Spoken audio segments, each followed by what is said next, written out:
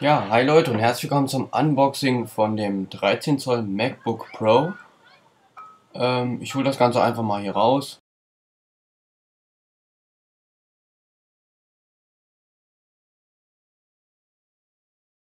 Hier noch diese zwei Pappzirkel, können wir einfach wegwerfen. Hier sehen wir das ganze Prachtstück in Originalgröße. Noch in Folie eingepackt, entferne ich einfach mal. Und ja, jetzt geht's weiter mit dem Unboxing.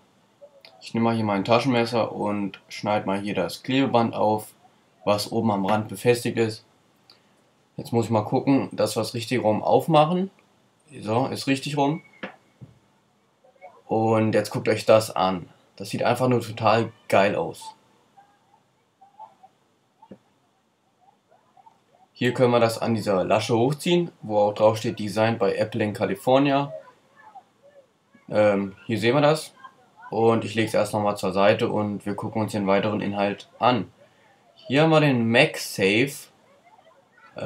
Auch deutsch gesagt ein Netzteil oder ein Ladegerät.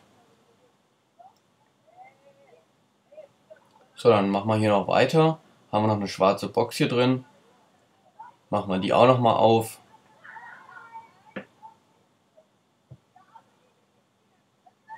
Hier haben wir jetzt noch das Alles Mac Büchlein, ein Putztuch,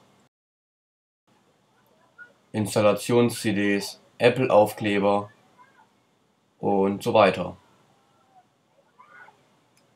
So, haben wir hier noch ein weißes Paket.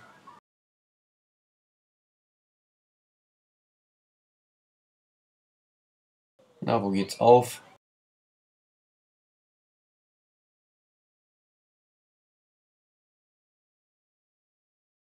So, hier ist jetzt das Verlängerungskabel für den MagSafe Adapter drin.